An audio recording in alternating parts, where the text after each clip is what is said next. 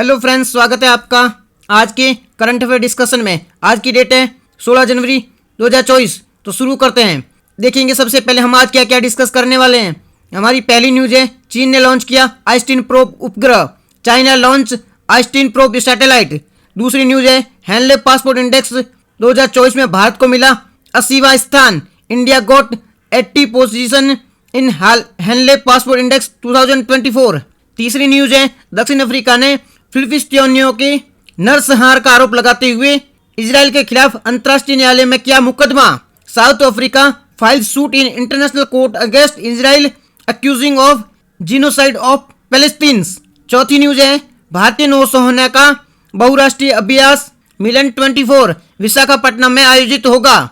India navy's multinational exercise Milan 24 will be organise in Visakhapatnam. पांचवी news है, PM Modi ने महाराष्ट्र में देश के सबसे लंबे पुल अटल सेतु का किया उद्घाटन।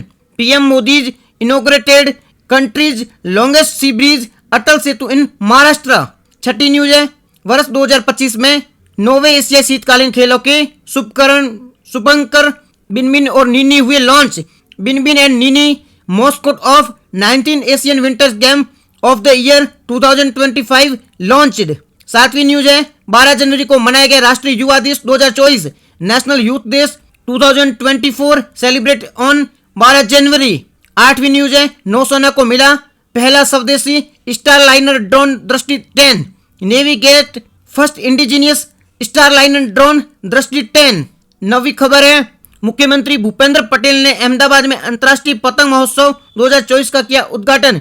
Chief minister Shri Bhupendra Patel inaugurated the international kites festival 2024 इन अहमदाबाद। और 10वीं न्यूज है, भारत इलेक्ट्रॉनिक्स लिमिटेड ने गाजियाबाद में अत्याधुनिक सभागार अभियान किया launch. Bharat Electronics limited launch state of the arts auditorium अभियान इन गाजियाबाद। तो चलिए स्टार्ट करते हैं। सबसे पहले देखेंगे हम हेनले पासपोर्ट के बारे में। तो क्वेश्चन है हमारा आज का, हेनले पासपोर्ट इंडेक्स 2024 में भारत को कौन सा स्थान मिला है। क्वेश्चन क्या है, भारत को 2024 में कौन सा स्थान मिला है। आपको आंसर देना है इन चार ऑप्शन में से। तो सबसे पहले देख लेते हैं हेनले पासपोर्ट इंडेक्स के बारे में। हेनले पासपोर्ट इंडेक्स को साल में 4 बार रिलीज किया जाता है। कितनी बार? साल में 4 बार रिलीज किया जाता है। हेनले पासपोर्ट इंडेक्स को साल में 4 बार, हर क्वार्टर में रिलीज किया। क्वार्टर 1, क्वार्टर 2, क्वार्टर 3, क्वार्टर 4, साल में 4 बार रिलीज किया जाता है। देश का इसमें क्या दिखाया जाता है, इसमें कौन सा देश, किस देश का पासपोर्ट कितना मजबूत है, इसमें यह दिखाया जाता है किस देश का पासपोर्ट कितना मजबूत है और वीजा फ्री इस पासपोर्ट से कितने देशों में एंट्री मिल सकती है। जैसे कि आपके पास अगर भारत का पासपोर्ट है तो भारत के पासपोर्ट से आप कितने देशों में बिना वीजा के जा सकते हो, ये हेनले पासपोर्ट इंडेक्स ये दर्शाता है। तो इसमें जो पहला स्थान मिला है वो फ्रांस को, इटली को, जर्मनी को, जापान को, सिंगापुर को और स्पेन को मिला है। काफी सारे देशों को पहला स्थान मिला है। तो फ्रांस है, इटली है, जर्मनी है, जापान है, सिंगापुर है, स्पेन है, इन 5 देशों को मिला है, पहला स्थान मिला है। तो इन देशों के पासपोर्ट से आप काफी सारे देशों की फ्री में यात्रा कर सकते हो, वीजा फ्री यात्रा कर सकते हो। फ्री में मींस वीजा फ्री यात्रा कर सकते हो, आपको वीजा की आवश्यकता नहीं पड़ेगी। अगर आपके पास इन देशों का पासपोर्ट है तो आपको वीजा की आवश्यकता नहीं पड़ेगी। इसमें जो जापान है, सिंगापुर है, ये तो हर साल टॉप करते आ रहे हैं। ठीक है, तो जापान और सिंगापुर के जो पासपोर्ट है इससे आप 194 देशों की यात्रा कर सकते हो। जापान और सिंगापुर के पासपोर्ट से आप 194 देशों की यात्रा कर सकते हो। तो बहुत ही ये काफी इंपॉर्टेंट बात है कि इस देशों के पासपोर्ट काफी स्ट्रांग है। तो इनको मिला है पहला स्थान और इंडिया को मिला है 18 पोजीशन, यानी 80वां स्थान मिला है इंडिया को। इंडिया को कौन सा मिला है? इंडिया को मिला है 80वां स्थान। तो हमारा जो आंसर हो जाएगा वो 80वां स्थान हो गया। इंडिया को मिला है 80वां स्थान। हेनले पासपोर्ट रैंक में इंडिया को कौन सा मिला है? हेनले पासपोर्ट इंडेक्स में इंडिया को मिला है 80वां स्थान। अब इंडिया को तो मिला है, पाकिस्तान का भी देख लेते हैं। पाकिस्तान को मिला है 101वां स्थान, मतलब 101वां स्थान मिला है। तो इंडिया से थोड़ा पीछे रह गया पाकिस्तान। और टोटल देश कितने? टोटल है 104 देश। सबसे लास्ट किसको मिला है? अफगानिस्तान को मिला है। अफगानिस्तान से पासपोर्ट से आप बहुत ही कम देशों में जा सकते हो। तो ये पहला क्वेश्चन है हेनले पासपोर्ट इंडेक्स के बारे में। इसके साथ साथ कुछ और इंडेक्स में देख लेते हैं, इंडेक्स के बारे में देख लेते हैं। हेनले पासपोर्ट इंडेक्स से संबंधित न्यूज थी तो कुछ और इंडेक्स के बारे में भी हम देख लेते हैं। तो एक बार देख लो आप, फायर पावर इंडेक्स में इंडिया को कौन सा स्थान मिला है? फायर पावर इंडेक्स में इंडिया को कौन सा स्थान मिला है? फायर पावर इंडेक्स में इंडिया को चौथा स्थान मिला है। कौन सा स्थान मिला है? इंडिया को मिला है चौथा index. Fire power index India को मिला है चौथा स्थान। फायर पावर इंडेक्स में इंडिया को मिला है चौथा स्थान। ठीक है, इसमें क्या दिखाया जाता है? फायर पावर इंडेक्स में क्या दर्शाया जाता है? फायर पावर इंडेक्स में क्या दर्शाया जाता है? फायर पावर इंडेक्स में दर्शाया जाता है किस देश की मिलिट्री कितनी स्ट्रांग है। फायर पावर इंडेक्स में दर्शाया जाता है कि किस देश की मिलिट्री कितनी स्ट्रांग है, मिलिट्री पावर को दर्शाया जाता है। तो इंडिया को मिला है चौथा स्थान, पहला यूएसए, दूसरा रूस, तीसरा चीन, चौथा Bharat. Fire power index India को चौथा स्थान मिला है। क्या दर्शाता है? मिलिट्री पावर को दर्शाता है। पहला स्थान यूएसए, पहला स्थान यूएसए, दूसरा रसिया, तीसरा चीन हमारा दुश्मन, चौथा भारत को मिला है चौथा स्थान। ठीक है, फायर पावर इंडेक्स के बारे में देख लिया। इसके बाद देखेंगे हम वैश्विक भूखमरी सूचकांक के बारे में देखेंगे। ग्लोबल हंगर इंडेक्स के बारे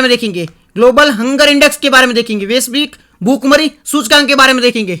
तो ग्लोबल हंगर इंडेक्स को रिलीज कौन करता है? सबसे पहले देखेंगे इसे रिलीज कौन करता है। तो इसे रिलीज करता है अंतर्राष्ट्रीय खाद्य नीति अनुसंधान संस्था, इंटरनेशनल फूड पॉलिसी रिसर्च, अंतर्राष्ट्रीय खाद्य नीति अनुसंधान संस्थान, international food policy research institute और जर्मनी में स्थित वेलेंट हंगर हिल्फा द्वारा रिलीज किया जाता है। अब इसमें इंडिया को कौन सा स्थान मिला है? वैश्विक भूखमरी सूचकांक में इंडिया को मिला है 111वां स्थान, 111वां स्थान इंडिया को मिला है। ठीक है, इसमें कितनी चीजें देखी जाती है? इसमें 4 चीजें देखी जाती है, 4 इसमें चीजें को फोकस किया जाता है। इसके किन किन चीजों को देख के ये तय किया जाता है कि वैश्विक भूखमरी सूचकांक में कितना स्थान आएगा। तो इसमें फोकस किया जाता है चाइल्ड रिस्ट्रिक्टिंग, चाइल्ड वेस्टिंग, अल्प पोषण यानी अंडर न्यूट्रिएंट्स और मृत्यु दर यानी डेथ रेट। इन 4 चीजों पर फोकस करके ये निकाला जाता है वैश्विक भूखमरी सूचकांक। यूपीएससी में ये क्वेश्चन पूछा जा चुका है। वैश्विक भूखमरी सूचकांक कितने देश, भारत को कौन सा स्थान मिला है? 111वां स्थान मिला है। कुल 4 चीजों को फोकस किया जाता है, चाइल्ड रिस्ट्रिक्टिंग, चाइल्ड वेस्टिंग, अल्प पोषण और मृत्यु दर। इन 4 चीजों को फोकस किया जाता है। इसके बाद में है वैश्विक खुशहाली सूचकांक, वर्ल्ड हैप्पीनेस इंडेक्स। वैश्विक खुशहाली सूचकांक की बात करूं तो वर्ल्ड हैप्पीनेस इंडेक्स में इंडिया को मिला है 126वां स्थान, 126 स्थान मिला है, 126वां स्थान मिला है इंडिया को। कौन सा स्थान मिला है इंडिया को? 126वां स्थान मिला है। और जेंडर गैप इंडेक्स में इंडिया को मिला है 127वां स्थान, जेंडर गैप रिपोर्ट, इसमें इंडिया को मिला है 127वां स्थान। और वैश्विक खुशहाली सूचकांक 126वां स्थान। इसके बाद में हम देखेंगे वैश्विक लॉजिस्टिक प्रदर्शन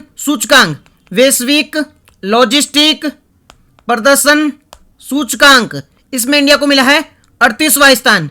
कौन सा स्थान मिला है? इंडिया को मिला है 38वां स्थान। वैश्विक लॉजिस्टिक सूचकांक में इंडिया को मिला है 38वां स्थान। किसके द्वारा रिलीज किया जाता है? वर्ल्ड बैंक के द्वारा। ठीक है, इसमें मिला इंडिया को 38वां स्थान। इसके बाद में है climate change performance index, India को मिला है 7वां स्थान। इसमें टॉप 3 खाली है, किसी को नहीं मिला है। चौथा मिला है डेनमार्क को और इंडिया को मिला है 7वां। किसकी बात कर रहे हैं हम? क्लाइमेट चेंज इंडेक्स की बात करें। क्लाइमेट चेंज इंडेक्स इंडिया को 7वां स्थान, टॉप 3 खाली है, चौथा स्थान यानी पहला स्थान मिला है डेनमार्क को। 3 खाली है तो पहला होगा डेनमार्क हो गया। तो ये होगा क्लाइमेट चेंज इंडेक्स के बारे में। अब चलते हैं हमारी नेक्स्ट क्वेश्चन की ओर। हमारा नेक्स्ट क्वेश्चन है, हाल ही में किस देश के द्वारा आइस्टीन प्रोब उपग्रह लॉन्च किया गया है? हाल ही में किस देश ने आइस्टीन प्रोब उपग्रह लॉन्च किया गया? तो सबसे पहले देख लेते हैं आइस्टीन प्रोब उपग्रह के बारे में। आइस्टीन प्रोब जिसे ईपी उपग्रह भी कहा जाता है, इसे लॉन्च किया है चाइना ने। किसने लॉन्च किया है? चाइना ने। आइस्टीन प्रोब उपग्रह को चाइना ने लॉन्च किया है। किससे लॉन्च किया है? तो इसे लॉन्च किया गया जो सैटेलाइट से लॉन्च किया है उसका नाम है, जिस रॉकेट के माध्यम से इसे लॉन्च किया गया उसका नाम है लॉन्ग मार्च 2C रॉकेट। क्या नाम है उसका? उसका नाम है लॉन्ग मार्च 2C rocket. Einstein probe China के द्वारा लॉन्च किया गया है। आइस्टीन प्रोब लॉन्च किया गया है चाइना द्वारा। कौन से रॉकेट से लॉन्च किया गया है? लॉन्ग मार्च 2C रॉकेट के द्वारा लॉन्च किया गया है चाइना के द्वारा। लॉन्ग मार्च 2C रॉकेट के द्वारा लॉन्च किया गया है। आकार कैसा है? खिला हुआ फूल के समान है, कमल के फूल के समान आकार है इसका। और क्यों लॉन्च किया है? ब्रह्मांड के रहस्य जानने के लिए, ब्रह्मांड में जो एक्सरे किरण है उसकी पहचान करने के लिए इसे लॉन्च किया गया है। समझ में आ गया क्यों लॉन्च किया गया? ब्रह्मांड में जो तारे वगैरह है रहस्य उसकी पहचान करने के लिए इसे लॉन्च किया गया है। इसके बाद में हम कुछ और सैटेलाइट के बारे में देख लेते हैं। तो हम एक बार देख लेते हैं। पहला क्वेश्चन इससे संबंधित हमारा है, स्पेस एक्स एक प्राइवेट कंपनी है, तो स्पेस एक्स ने किस देश के ओवजोन 3 को लॉन्च किया है? स्पेस एक्स ने किस देश के ओवजोन 3 को, ओवजोन 3 एक प्राइवेट सैटेलाइट है एक जियो सैटेलाइट है जो प्राइवेट कंपनी का है। तो ओजोन जो स्पेस एक्स है, इसने किस देश के ओजोन 3 को लॉन्च किया, जो कि एक प्राइवेट सैटेलाइट है। ये चीज याद रखना, ओजोन 3 है, ओवजोन 3 है, वो एक प्राइवेट सैटेलाइट है। जो जियो सैटेलाइट है और एक प्रकार का प्राइवेट सैटेलाइट है, इसको स्पेस एक्स ने लॉन्च किया है। तो ये जो ओवजोन 3 सैटेलाइट है वो किस देश का है, तो वो है स्वीडन का सैटेलाइट है। किस देश का सैटेलाइट है, तो ये स्वीडन का सैटेलाइट है। स्पेस एक्स ने किस देश का ओजोन 3 लॉन्च किया, तो स्वीडन का। जो स्पेस एक्स का है तो स्वीडन का ओजोन 3 है, उसे लॉन्च किया गया था।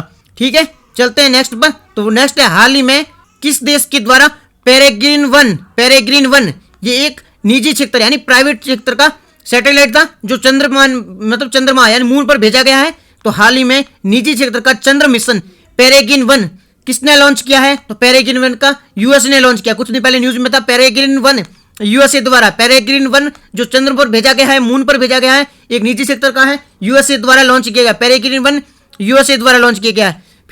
फिर न्यू स्पेस इंडिया लिमिटेड ने GSAT-20 को किस रॉकेट से लॉन्च करने की घोषणा की है। न्यू स्पेस इंडिया ने GSAT-20 को किस रॉकेट से लॉन्च करने की घोषणा की है, तो फाल्कन 9 और स्पेस एक्स इन दोनों के माध्यम से न्यू स्पेस इंडिया लिमिटेड है वो GSAT-20 को लॉन्च करेगा। फाल्कन 9 और स्पेस एक्स इन दोनों के माध्यम से। हमारा तीसरा क्वेश्चन है वो है, हाल ही में अंतर्राष्ट्रीय न्यायालय में फिलिस्तीनियों के नरसंहार का आरोप लगाकर इजराइल के खिलाफ मुकदमा किस देश ने किया है। जी भाई, इजराइल के खिलाफ तो पूरी दुनिया पड़ गई है, तो उस श्रेणी में एक और देश शामिल हो गया जिसने इजराइल के खिलाफ मुकदमा कर दिया है। क्यों किया मुकदमा किया है कि इजराइल ने जो फिलिस्तीनी है उनके खिलाफ किया है नरसंहार। मुकदमा कहाँ किया गया है, तो इंटरनेशनल कोर्ट में।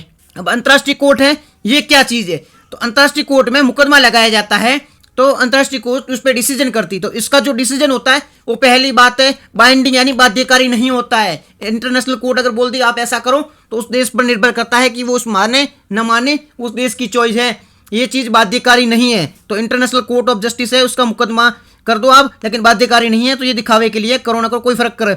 तो किस देश ने किया है, तो ये किया है साउथ अफ्रीका ने। साउथ अफ्रीका भी इस चीज में कूद पड़ा है और साउथ अफ्रीका ने मुकदमा किया है अंतर्राष्ट्रीय न्यायालय में कि इजराइल ने नरसंहार किया है तो इसको सजा दी जानी चाहिए। तो इंटरनेशनल कोर्ट में साउथ अफ्रीका ने मुकदमा किया है, आरोप लगाया है कि गाजा पट्टी पर इजराइल के द्वारा नरसंहार किया गया है, जीनोसाइड किया गया है इजराइल द्वारा फिलिस्तीनियों का, इसीलिए ये मुकदमा किया गया। अब आईसी इंटरनेशनल कोर्ट होता है, उसका जो आदेश होता है वो बाइंडिंग नहीं होता है, लेकिन साउथ अफ्रीका कहना है कि जो इंटरनेशनल कोर्ट है वो आदेश दे इजराइल को कि वो तुरंत इस कार्रवाई को रोके, तुरंत कार्यवाही रोका जाए, बट वो रोकेगा नहीं क्योंकि इसका कार्य बाइंडिंग नहीं होता है, इसका निर्णय बाध्यकारी नहीं होता है। इंटरनेशनल कोर्ट की बात करें तो इसकी स्थापना की गई थी 1945 में। 1945 में इसकी स्थापना की गई थी। 1946 से इसने काम स्टार्ट किया। 1945 में स्थापना, 1946 से इन्होंने काम करना स्टार्ट कर दिया गया। इसका हेडक्वार्टर कहाँ है, द हेग नीदरलैंड में। द हेग नीदरलैंड में इसका हेडक्वार्टर है। कहाँ है हेडक्वार्टर, द हेग नीदरलैंड में।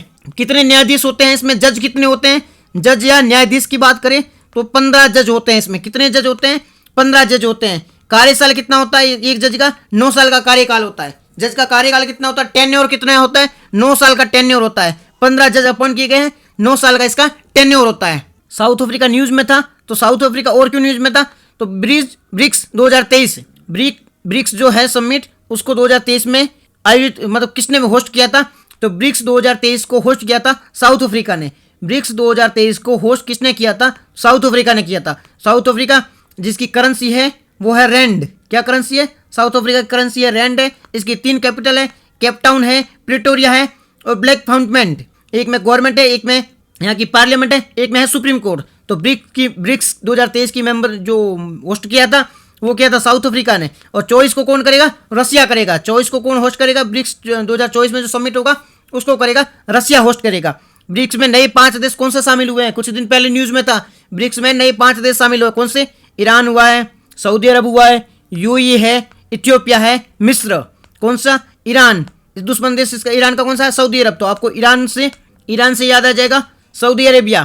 फिर यूएई बहुत अच्छा देश है, इंडिया के साथ अच्छा व्यवहार है। इथियोपिया और मिस्र देश, ये 5 देश नए शामिल हुए। अर्जेंटीना ने कर दिया है डिनाई, अर्जेंटीना ने कर दिया मना, जी ये नहीं शामिल होना हमें, अर्जेंटीना ने मना कर दिया है। ठीक है, ये समझ आ गया इससे संबंधित। तो अब इजराइल और डिस्कस हुआ है, हमास का डिस्कस हुआ है, तो एक बार देख लेते हैं। ऑपरेशन अल अक्सा फ्लड, ऑपरेशन अल अक्सा फ्लड किसके द्वारा चलाया गया, क्या है ये? हमास के द्वारा इजराइल के खिलाफ एक युद्ध के रूप में चलाया गया था ऑपरेशन अल अक्सा फ्लड। ऑपरेशन अल अक्सा फ्लड हमास के द्वारा इजराइल के खिलाफ चलाया गया ऑपरेशन था, जिसमें इजराइल के खिलाफ युद्ध किया गया था, इजराइल पर अटैक किया गया था। ठीक है, उसके बाद में गाजा पट्टी भूमध्य सागर के किस किनारे पर है? गाजा पट्टी भूमध्य सागर के किस किनारे पर है गाजा पट्टी? मैप को देखोगे, ये है मैप इजराइल का, यहाँ पर है गाजा पट्टी, ये है भूमध्य सागर मेडिटेरियन सी, यहाँ पर है गाजा पट्टी। तो कौन सा किनारा हो गया? पूर्वी किनारे पर, ईस्टर्न कोस्ट पर, पूर्वी किनारे पर है गाजा पट्टी। दक्षिण अफ्रीका न्यूज़ में था, तो दक्षिण अफ्रीका के बारे में ये भी देख लो कि वहाँ पर जो घास के मैदान है उसको क्या कहा जाता है? उसको कहा जाता है वेल्ड्स कहा जाता है। दक्षिण अफ्रीका में घास के मैदान को वेल्ड्स कहा जाता है। क्या कहा जाता है? वेल्ड्स कहा जाता है। राउंड्स कहा जाता है ऑस्ट्रेलिया में, और यहाँ पे कहा जाता है वेल्ड्स। तो अब चलते हैं हमारे चौथे क्वेश्चन की ओर। हमारा चौथा क्वेश्चन है भारतीय नौसेना का बहुराष्ट्रीय अभ्यास मिलन 24, मिलन 24 भारतीय जो बहुराष्ट्रीय है, मल्टीनेशन है, अभ्यास है, मल्टीनेशन एक्सरसाइज है, जिसका नाम है मिलन 24, कहाँ आयोजित होगा? क्वेश्चन क्या है? भारत की नौसेना, देखो पहले चीज याद रखना, ये एक नौसेना का अभ्यास है और एक मल्टीनेशन एक्सरसाइज है। तो नौसेना का अभ्यास है, नौसेना की एक्सरसाइज है। ठीक है, मल्टीनेशन है, बहुत सारे देश शामिल होकर हुए थे, जिसका नाम था मिलन 24। तो भारतीय नौसेना का बहुराष्ट्रीय यानी मल्टीनेशन मिलन 24 एक्सरसाइज कहाँ कंडक्ट हुई थी, कहाँ आयोजित हुई थी? चारों ऑप्शन में से आपको सिलेक्ट करना है। मिलन 24 की बात करें तो मल्टीनेशन, बहुत सारे देश शामिल हुए हैं इसमें, मल्टीनेशन अभ्यास हैं, नेवी नौसेना का अभ्यास है, ये नौसेना का अभ्यास है। कौन सा अभ्यास था? इससे पहले 11 हो चुके थे, ये तो 12वां। कहाँ आयोजित हुआ था ये? विशाखापट्टनम आंध्र प्रदेश। कहाँ पर हुआ था? विशाखापट्टनम आंध्र प्रदेश। मिलन 24 मल्टीनेशन एक अभ्यास है, मल्टीनेशन एक्सरसाइज है, मल्टीनेशनल एक्सरसाइज है, जो नेवी की एक्सरसाइज है, इंडियन नेवी द्वारा कंडक्ट की जाती है। 12वां एक्सरसाइज था ये, 12th एक्सरसाइज थी, विशाखापट्टनम द्वारा होस्ट की गई थी, यानी विशाखापट्टनम में आयोजित होगी। आंसर आपका होगा विशाखापट्टनम। मिलन 24 विशाखापट्टनम में आयोजित हुई थी, जो कि एक मल्टीनेशनल एक्सरसाइज है, नेवी द्वारा कंडक्ट की जाती है। ये हुई थी फरवरी 2024 में होने वाली है, पिछली हुई थी 2023 में, अभी होने वाली है 24 फरवरी 2024 में होने वाली है। और कौन सी होगी ये होगी 12th एक्सरसाइज की बात हुई तो कुछ और एक्सरसाइज देख लो आप। डेजर्ट साइक्लोन जो अभी न्यूज में थी, डेजर्ट साइक्लोन किस किस देशों के बीच में हुई थी? इंडिया यूएई के बीच में। डेजर्ट साइक्लोन, ऐसे लगेगा कि कोई साइक्लोन वगैरह नहीं, डेजर्ट साइक्लोन कोई साइक्लोन नहीं है, ये एक एक्सरसाइज है जो इंडिया और यूएई के बीच में, ये एक आर्मी एक्सरसाइज थी, इंडिया और यूएई के बीच में आर्मी एक्सरसाइज थी, जो हुई थी राजस्थान में। कहाँ हुई थी? राजस्थान में हुई थी। इंडिया और यूएई के बीच में राजस्थान में हुई थी। और इंडिया और यूएई के बीच में एक और एक्सरसाइज होती है, जायद तलवार। इंडिया और यूएई के बीच में एक और एक्सरसाइज होती है, जायद तलवार। इंडिया यूएई के बीच में डेजर्ट साइक्लोन जो कि राजस्थान में हुई थी, दूसरी होती है जायद तलवार इंडिया और यूएई के बीच में। फिर इसके अलावा एक और एक्सरसाइज देख लो, वार्षिक प्रस्थान अभ्यास, वार्षिक प्रस्थान अभ्यास, वार्षिक प्रस्थान अभ्यास, वार्षिक की जगह द्विव कर देना, द्विवार्षिक प्रस्थान अभ्यास है, द्विवार्षिक प्रस्थान अभ्यास। द्विवार्षिक यानी 2 सालों में एक बार होती है, द्विवार्षिक मतलब 2 सालों में एक बार होती है। तो द्विवार्षिक प्रस्थान अभ्यास ये नेवी की एक्सरसाइज है, द्विवार्षिक प्रस्थान अभ्यास नेवी की एक्सरसाइज है। द्विवार्षिक प्रकाश अभ्यास जो प्रस्थान अभ्यास है 2 सालों में एक बार होता है, ये नेवी की एक्सरसाइज है। कहाँ हुई थी? मुंबई में। द्विवार्षिक जो प्रस्थान अभ्यास है कहाँ हुआ था? नेवी का एक्सरसाइज है, हुआ था मुंबई में, 2 वर्ष में एक बार होता है। इसके अलावा है Nat Polrex, NAT Nat Polrex 11, Nat Polrex 11 कहाँ हुआ ये? Nat Polrex 11, Nat Polrex 11, Nat Polrex 11। सबसे पहले देख लो किससे संबंधित है ये?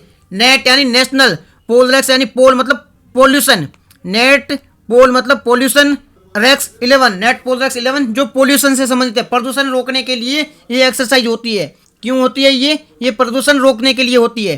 कहाँ हुई थी? वडीनार गुजरात में हुई थी ये एक्सरसाइज।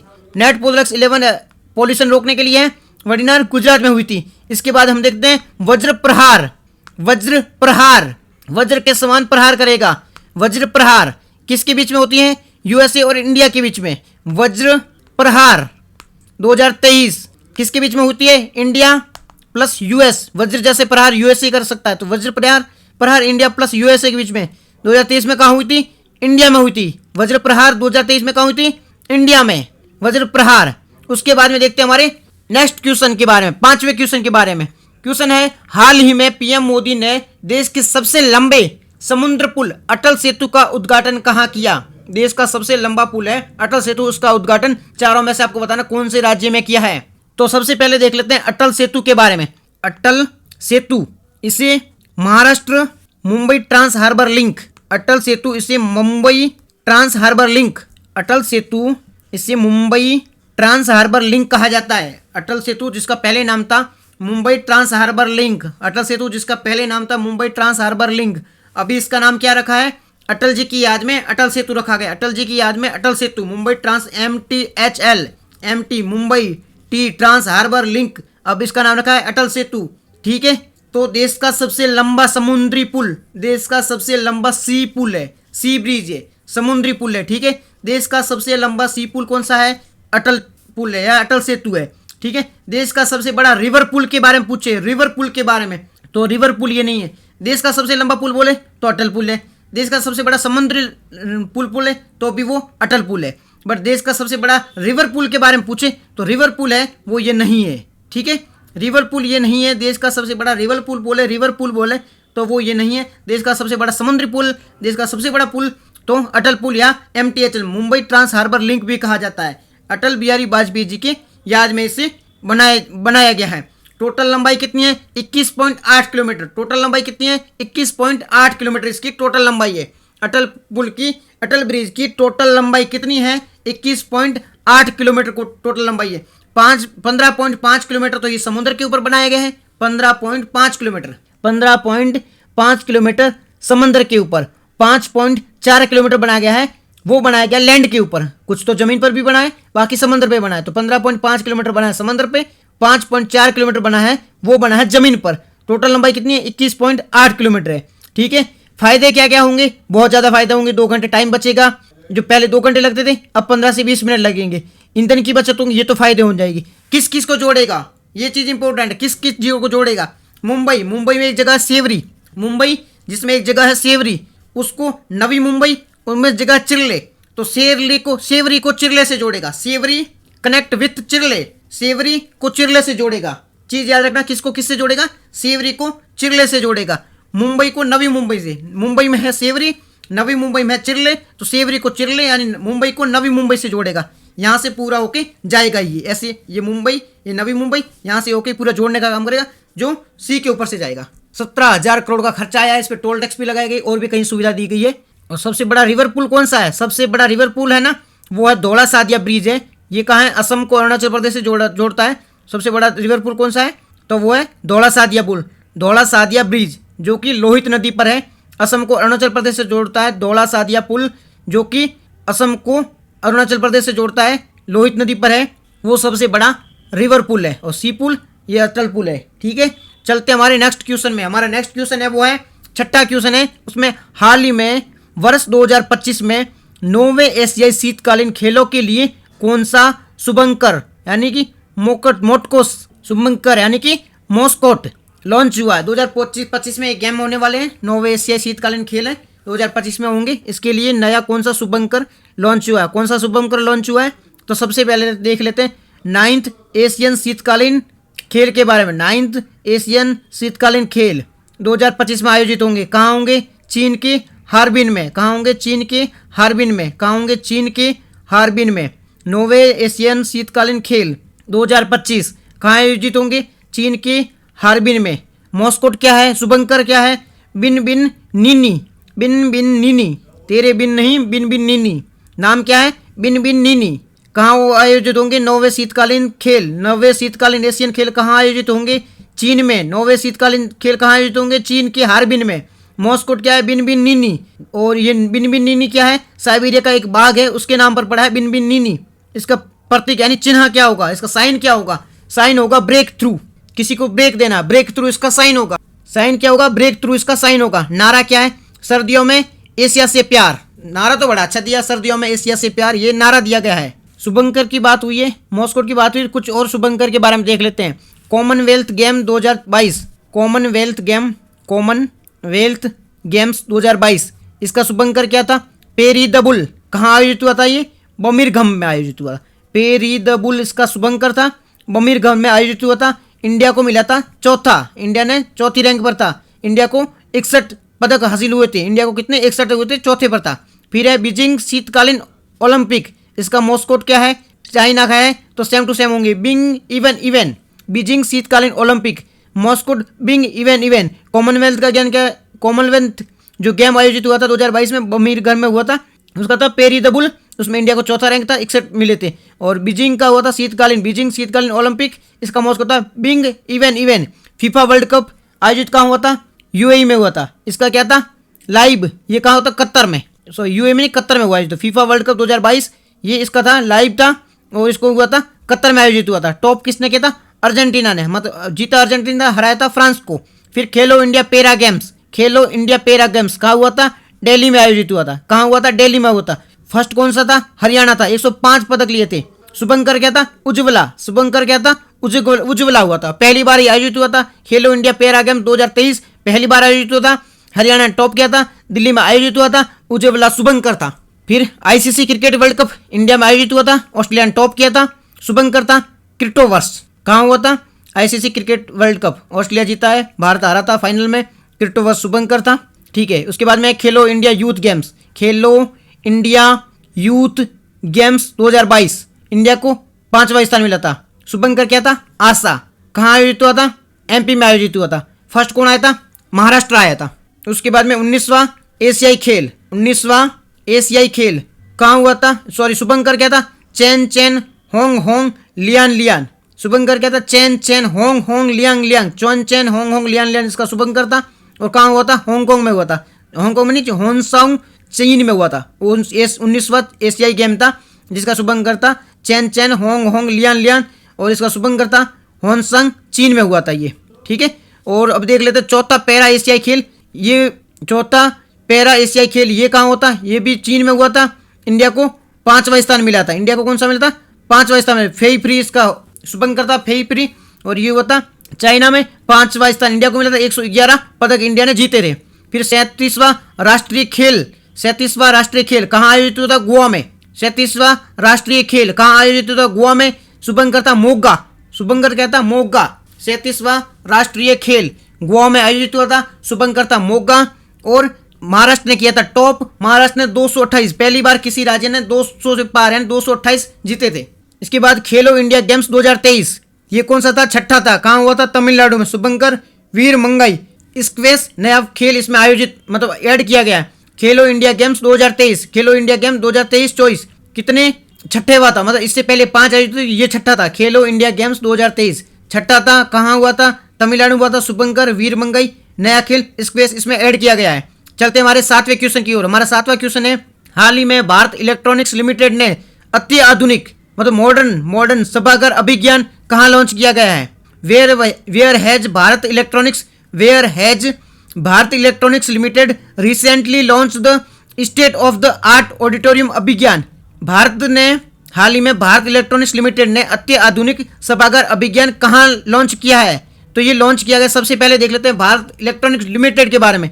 इसने लॉन्च किया है अति आधुनिक सभागार जिसका नाम है अभिज्ञान। अति आधुनिक सभागार लॉन्च किया भारत इलेक्ट्रॉनिक्स लिमिटेड ने, जिसका नाम क्या है? अभिज्ञान नाम है। क्या नाम है इसका? अभिज्ञान नाम है। लॉन्च कहाँ किया है? गाजियाबाद यूपी में। कभी भी नाम बदल सकता है गाजियाबाद का, तो अभिज्ञान गाजियाबाद, अभिज्ञान अभी गया गाजियाबाद गया, अभिज्ञान गाजियाबाद यूपी में, अभिज्ञान गाजियाबाद यूपी में। और भारत इलेक्ट्रॉनिक्स लिमिटेड की बात करें 1954 में इसे बना गया था। 1954 में बनाया ये, 1954 में। कहाँ है ये? बेंगलुरु में। ये एक नवरत्न कंपनी है। आपने नवरत्न महारत्न कंपनियों के बारे में सुना होगा, तो ये एक नवरत्न कंपनी है। भारत इलेक्ट्रॉनिक्स लिमिटेड 1954 में कहाँ है? बेंगलुरु में, नवरत्न कंपनी है। इसने अभी लॉन्च किया गया है अभिज्ञान, एक अत्याधुनिक सभागार है। कहाँ? ये गाजियाबाद यूपी में। गाजियाबाद यूपी में किया है, इसने लॉन्च किया गया। सूरत में क्या है? सूरत में डायमंड व्यापारी की सबसे बड़ी, वर्ल्ड की बिगेस्ट ऑफिस है डायमंड की, वर्ल्ड की सबसे बड़ी ऑफिस है। कहाँ है? सूरत में, जिसे अभी बनाया गया। इससे पहले थी यूएसए में थी, इससे पहले कहाँ थी? यूएसए में थी। अभी कहाँ है? सूरत में बन गई सबसे बड़ी डायमंड, वर्ल्ड की बिगेस्ट डायमंड कंपनी बनी, ऑफिस बन गई है, सबसे बड़ी ऑफिस बन गई है। अब एक बार देख लेते हैं कुछ और, भारत लिमिटेड की बात हुई है तो कुछ और कंपनियों के बारे में देख लेते हैं जो नवरत्न या महारत्न है। इसमें है भारत एल्यूमिनियम कॉर्पोरेशन, एल्यूमिनियम से संबंधित कुछ है। जैसे बाल्को है, नाल्को है, तो देख लेते हैं बाल्को, नाल्को, हिंडको, इंडको। तो बाल्को यानी कि भारत एल्यूमिनियम कॉरपोरेशन, BAL। देखो बाकी सब सेम रहेगा, एल्यूमिनियम कॉरपोरेशन सेम रहेगा, आगे से चेंज करना। तो BA से बन गया भारत, तो Bharat Aluminium Corporation. NALCO National Aluminium Corporation, HINDCO Hindustan Aluminium Corporation, INDCO Indian Aluminium Corporation. तो इनके बारे में याद रखना, बाल्को, नाल्को, हिंडको और इंडको। अभी एक भारत की नवीनतम महारत्न कंपनी ऐड की गई है, वो 13वीं महारत्न कंपनी है। 13वीं है, कितनी है? 13वीं नवीनतम कंपनी 13वीं है। ऑयल इंडियन लिमिटेड, जिसका नाम क्या है? Oil Indian limited. 13वीं नवीनतम महारत्न कंपनी 13वीं है, जिसका नाम है ऑयल इंडियन लिमिटेड। चलते हमारे नेक्स्ट क्वेश्चन के 8वां क्वेश्चन। 8वां है, हाल ही में भारतीय नौसेना में शामिल पहला स्वदेशी स्टारलाइनर ड्रोन कौन सा है? पहला स्वदेशी इंडिजीनियस स्टारलाइनर ड्रोन कौन सा है? Which is the first indigenous Starliner drone that recently join the Indian navy. कौन सा पहला स्वदेशी ड्रोन स्टारलाइनर कौन सा है जिसने इंडियन नेवी को ज्वाइन किया है? तो इसका नाम है दृष्टि 10। क्या नाम है? दृष्टि 10। नाम क्या है? दृष्टि 10 है, जो इंडिया की नौसेना में शामिल हुआ है। स्टारलाइनर ड्रोन है, पहला स्वदेशी ड्रोन है, जो कि प्राइवेट ड्रोन है, निजी कंपनी द्वारा बनाया गया। तो पहला स्वदेशी स्टारलाइन ड्रोन है जो निजी कंपनी के द्वारा बनाया गया है, स्वदेशी है, ये भारत में शामिल हुआ है, भारत की जो नेवी है उसमें शामिल हुआ है। इसे अनमैन्ड एरियल व्हीकल UAV यानी वाहन जो मनुष्य रहित है, बिना मनुष्य के चलता है, वाहन जो बिना मनुष्य के चलता है उसे UAV कहा जाता है। अनमैन्ड एरियल व्हीकल जिसे कहा जाता है। स्टारलाइन एक ड्रोन है जो UAV है, यानी कि बिना मानव के चलता है। ठीक है, किसने बनाया इसे बनाया है अडानी एरोस्पेस लिमिटेड। हैदराबाद में एक अडानी की कंपनी है, अडानी एरोस्पेस लिमिटेड, उसके द्वारा बनाया गया है। ये एक स्वदेशी है। स्वदेशी क्या है? ड्रोन है, पहला स्वदेशी ड्रोन है जो कि UAV यानी कि बिना मानव के चलेगा, और ये 36 घंटे हवा में रह सकता है, खुफिया निगरानी रखने का काम करेगा ये, तो किसी भी मौसम में उड़ान भर सकता है। दृष्टि 10 नौसेना का स्टारलाइन ड्रोन है, ये स्वदेशी है। ठीक है, भारतीय मतलब अडानी एरोस्पेस लिमिटेड द्वारा इसे बनाया गया है। हैदराबाद बेस्ड एक कंपनी है अडानी एरोस्पेस लिमिटेड, उसके द्वारा बनाया गया है। UAV मतलब अनमैन्ड एरियल व्हीकल है, 36 घंटे हवा में रह सकता है, किसी भी मौसम में उड़ान भर सकता है, सीक्रेट खुफिया जानकारी रखेगा ये। यहाँ पे ऑप्शन में कुछ वर्ड यूज हुए। उरुगम एक असॉल्ट राइफल है, DRDO द्वारा बनाई गई है। असॉल्ट राइफल DRDO द्वारा। उरुगम क्या है? Assault rifle. उरुगम क्या है? Assault rifle. उरुगम क्या है? असॉल्ट राइफल है। उरुगम असॉल्ट राइफल है, रट लो, उरुगम असॉल्ट राइफल है। ठीक है, आकाश क्या है? आकाश न्यू जनरेशन की सरफेस टू एयर मिसाइल है। आकाश क्या है? एयर जनरेशन की, न्यू जनरेशन की है। आकाश NG का मतलब है new generation, surface to air missile है, लंबी दूरी की मिसाइल है आकाश NG। ठीक है, तो ये इसके बारे में हमने देख लिया। देखते हैं क्वेश्चन 9वां।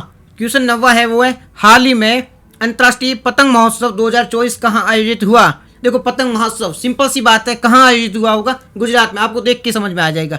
तो अंतर्राष्ट्रीय पतंग महोत्सव कायोपो 6, आपको फिल्म याद आई होगी कायोपो 6। अंतर्राष्ट्रीय पतंग महोत्सव 2024 कहाँ आयोजित हुआ है? गुजरात में आयोजित हुआ है। गुजरात में कहाँ? अहमदाबाद में। साबरमती जो रिवर है, रिवर फ्रंट, वहां पर आयोजित हुआ था। 7 से 14 जनवरी के बीच में आयोजित हुआ था। कौन सा था? 33वां था। CM भूपेंद्र पटेल जी द्वारा ये सेलिब्रेट किया गया था। कहाँ हुआ था? साबरमती फ्रंट, अहमदाबाद में। 7 से 14 जनवरी तक गुजरात में हुआ है। कौन सा है? 33वां है। ठीक है, और ये क्यों आयोजित किया जाता है? 5T talent, technology, tourism, tradition और ट्रेड को बढ़ावा देने के लिए, talent, technology, tourism, trade, tradition को बढ़ावा, 5T को बढ़ावा देने के लिए आयोजित किया जाता है। Where has international kite festival 2024 started recently. Gujarat में आयोजित हुआ था। अब कुछ फेस्टिवल के बारे में भी देख लो। भारत का पहला light house festival,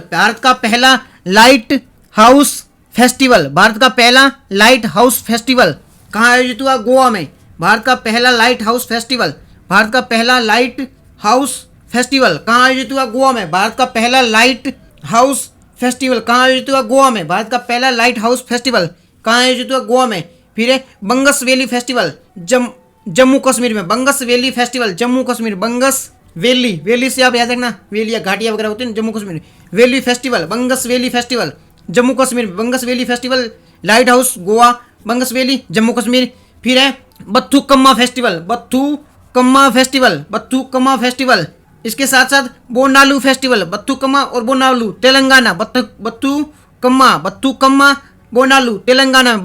Bonalu Telangana में। उसके बाद में खादी मट्टी कला महोत्सव, खादी, खादी गुजरात में, गांधी जी याद कर लो, खादी से याद कर लो गांधी जी को।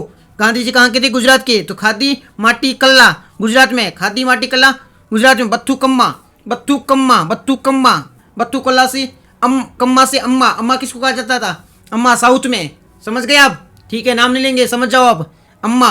ठीक है, तो वहां पर मनाया जाता तेलंगाना में, साउथ में आप समझ जाओ, तेलंगाना में। इतना थोड़ा बहुत हिंट करके आप याद कर सकते हो। बोनालू भी तेलंगाना में, बंगसवेली, बंगसवेली जम्मू कश्मीर में, लाइट हाउस गोवा में, फिर है नम्मा कंबाला, कंबाला, कंबाला आपने रेस भी देखी होगी, मूवी भी देखी होगी, इससे संबंधित ये मूवी आई थी। ठीक है, तो कंबाला प्रतियोगिता कर्नाटक में, बेंगलुरु में होती है कंबाला प्रतियोगिता, जहां पर भैंसे जो होते हैं ना उनको दौड़ाया जाता है। ठीक है, कंबाला प्रतियोगिता बेंगलुरु में। लोसर महोत्सव, लोसर लद्दाख, लोसर लद्दाख, लोसर लद्दाख। ठीक है, फिर हेरत जम्मू कश्मीर, हेरत उत्सव जम्मू कश्मीर, हेरथ उत्सव जम्मू कश्मीर में, हेरत जम्मू कश्मीर में, हेरत जम्मू कश्मीर में। फूलदेई उत्तराखंड, फूलदेई यूके, फूलदेई यूके में। भूमचू महोत्सव सिक्किम, भूमचू, भूमचू, भूमचू सिक्किम, भूमचू सिक्किम, भूमचू सिक्किम, CH से सिक्किम कर दो कैसे भी करके, आपको याद रखना, भूमचू सिक्किम में। फिर है थाई पुसम, कहाँ? तमिलनाडु में, थाई पुसम तमिलनाडु में, थाई पुसम तमिलनाडु, थाई पुसम तमिलनाडु। सूरज कांड मेला, सूरज कांड, सूरज कांड, कांडनी कुंड, सूरज कुंड मेला, सूरज कुंड मेला हरियाणा में, फरीदाबाद, सूरज कुंड हरियाणा फरीदाबाद। चिक्कल कालो महोत्सव, चिक्कल कालो गोवा में, चिक्कल कालो, चिकन वगैरह उधर गोवा में ज्यादा मिलता है, गोवा में। हमारा चलता है 10वां क्वेश्चन अब है, 10वें क्वेश्चन में राष्ट्रीय युवा दिवस कब मनाया जाता है? तो सबसे पहले राष्ट्रीय युवा दिवस, राष्ट्रीय युवा दिवस है वो स्वामी विवेकानंद जी की याद में, इस दिन स्वामी विवेकानंद जी का बर्थडे है, इसलिए मनाया जाता है। कब मनाया जाता है? 12 जनवरी को पहली बार सबसे पहले मनाया गया था, इसकी घोषणा की गई थी 1984, 1984 में पहली बार घोषणा की गई थी। उसके बाद में 12 जनवरी 1985 से लगातार राष्ट्रीय युवा दिवस, national youth day Swami Vivekananda ji की याद में मनाया जाता आ रहा है। पहली बार मनाया कब गया था? 12 जनवरी को। घोषणा कब की थी? 1984 में, 85 से मनाया जाता है। किसकी याद में? स्वामी विवेकानंद जी की। इनका जन्म कब हुआ था? 12 जनवरी 1863। विवेकानंद जी का जन्म 1863 में, 12 जनवरी 1863 को, 12 जनवरी 1863 को कहाँ हुआ था? कलकत्ता वेस्ट बंगाल में, कलकत्ता वेस्ट बंगाल, 12 जनवरी 1863 कलकत्ता वेस्ट बंगाल में। नाम क्या था? नरेंद्र दत्ता, बचपन में नाम नरेंद्र दत्त। ठीक है, अभी जो यूथ फेस्टिवल, राष्ट्रीय युवा प्रोग्राम जो मनाया गया था, युवा दिवस मनाया गया था, कहाँ मनाया गया था? नासिक महाराष्ट्र में। कहाँ मनाया गया था? नासिक महाराष्ट्र में मनाया गया था। थीम क्या थी इसकी? विकसित भारत 2047, युवाओं के लिए, युवाओं के द्वार, युवाओं के लिए, युवाओं के द्वार, विकसित भारत 2047 युवाओं के लिए, युवाओं के द्वारा। When is national youth day celebrate? 12 जनवरी, स्वामी विवेकानंद जी की याद में। स्वामी विवेकानंद जी का जन्म 12 जनवरी 1863 को हुआ था। पिताजी का नाम विश्वनाथ दत्त जी था। पिताजी का नाम क्या था? विश्वनाथ दत्त जी। माता जी का नाम भुवनेश्वरी देवी। माता जी का नाम क्या था? भुवनेश्वरी देवी था। और इनका खुद का बचपन में ना नरेंद्र नाथ दत्त, विवेकानंद जी का बचपन में नाम क्या था? नरेंद्र नाथ दत्त था, नरेंद्र नाथ दत्त था। ठीक है, इनको किसी राजा के द्वारा इनका नाम विवेकानंद जी करवाया गया था। ठीक है, और इन्होंने रामकृष्ण परमहंस मिशन की स्थापना की थी। जो इनके गुरु थे रामकृष्ण परमहंस, उनकी याद में रामकृष्ण परमहंस यानी रामकृष्ण मिशन की स्थापना की थी। रामकृष्ण मिशन की स्थापना की थी इन्होंने। कहाँ की थी? कोलकाता में की थी रामकृष्ण मिशन की स्थापना 1897 में। और इनका नाम विवेकानंद किसने रखा था? इनका नाम विवेकानंद रखा था 1893 में। अजीत सिंह थे, खिराड़ी के राजा अजीत सिंह थे, उन्होंने इनका नाम विवेकानंद रखा था। खिराड़ी के राजा थे अजीत सिंह, इन्होंने इनका नाम अजीत सिंह रखा था। ये खिराड़ी कहाँ है? झारखंड में। खिराड़ी के राजा अजीत सिंह ने इनका नाम विवेकानंद रखा था 1893 में। और शिकागो धर्म सम्मेलन कब आयोजित हुआ था? 1893, सितंबर 1893 में शिकागो धर्म सम्मेलन हुआ था। 1893 में, सितंबर 1893 में USA में आयोजित हुआ था, जहाँ पर इन्होंने स्पीच दी थी। आप सबने फेमस स्पीच के बारे में सुना होगा। ठीक है, अंग्रेजी भाषा में इनकी बुक की है प्रबुद्ध भारत। स्वामी विवेकानंद की अंग्रेजी भाषा में प्रमुख पत्रिका कौन सी है? एक इनकी पत्रिका, प्रमुख पत्रिका इनका नाम है प्रबुद्ध भारत। इंग्लिश लैंग्वेज में है इनकी बुक है प्रबुद्ध भारत। इंग्लिश लैंग्वेज में, अंग्रेजी भाषा में इनकी बुक है प्रबुद्ध भारत। अंग्रेजी भाषा में विवेकानंद जी की बुक कौन सी? बुक नहीं, पत्रिका है, न्यूज़पेपर है। इंग्लिश लैंग्वेज में विवेकानंद जी की पत्रिका कौन सी है? न्यूज़पेपर कौन सा है? प्रबुद्ध भारत है इंग्लिश लैंग्वेज में। स्वामी विवेकानंद जी की जो प्रमुख शिष्या थी, इनकी जो स्टूडेंट थी, जिनका नाम है सिस्टर निवेदिता, आयरलैंड की एक लेडी थी सिस्टर, जिसका नाम था एलिजाबेथ, बाद में सिस्टर निवेदिता कर दिया गया। ये एक इनकी प्रमुख शिष्या थी। शिष्या मीन्स इनकी स्टूडेंट थी। तो स्वामी विवेकानंद जी को आधुनिक भारत का आध्यात्मिक पिता, आधुनिक भारत का निर्माता और आध्यात्मिक पिता किसने कहा था? स्वामी विवेकानंद जी को आधुनिक भारत का निर्माता सुभाष चंद्र बोस ने कहा था और इन्होंने इसको आध्यात्मिक भारत का पिता कहा था। इन्होंने वेदांत सोसाइटी की स्थापना कहाँ की थी? इन्होंने वेदांत सोसाइटी की स्थापना न्यूयॉर्क अमेरिका में की थी। न्यूयॉर्क अमेरिका में इन्होंने वेदांत सोसाइटी की स्थापना की थी। वेदांत सोसाइटी की स्थापना कहाँ की थी? वेदांत सोसाइटी की स्थापना न्यूयॉर्क अमेरिका में की थी। स्वामी विवेकानंद रॉक मेमोरियल कहाँ है? Rock memorial, Swami Vivekananda rock memorial Kanyakumari Tamil Nadu में रॉक मेमोरियल है इनका। एक रॉक मेमोरियल है इनका तमिलनाडु में, स्वामी विवेकानंद जी का रॉक मेमोरियल कन्याकुमारी तमिलनाडु में। राष्ट्रीय युवा महोत्सव 2024 कहाँ हुआ था? नासिक महाराष्ट्र में हुआ था। अगर विवेकानंद को जानना है, अगर पूरे भारत को जानना है तो आप विवेकानंद को जानो, ये किसने कहा था? अगर भारत को जानना है तो आप विवेकानंद को जानो, किसने कहा था? ये कहा था रविंद्रनाथ टैगोर ने कहा था। रविंद्रनाथ जी टैगोर है, गुरु रविंद्रनाथ जी टैगोर, इन्होंने कहा था अगर आपको भारत को जानना है तो आप विवेकानंद जी को जानिए, आप पूरे भारत को जाओ। इनको तूफानी हिंदू कहा जाता, स्वामी विवेकानंद को तूफानी हिंदू कहा जाता। छोटी सी एज में बहुत कुछ कर लिया था इन्होंने, तो इनको तूफानी हिंदू कहा जाता है। स्वामी विवेकानंद के द्वारा कौन कौन सी बुक लिखी गई थी? इन्होंने राजयोग, धर्म योग, भक्ति योग, कई सारी इंपॉर्टेंट बुक लिखी थी। इसके साथ साथ में lecture from Colombo to Almora, lecture from Colombo to Almora, ये भी इनकी फेमस बुक है। इनका निधन हो गया था 4 जुलाई 1952 में, सॉरी 4 जुलाई 1902 में इनका निधन हो गया था। 4 जुलाई 1902 में इनका निधन हो गया था। तो ये पूरे आज के क्वेश्चन थे। आज के डिस्कशन में इतना था। Thank you very much for discussion.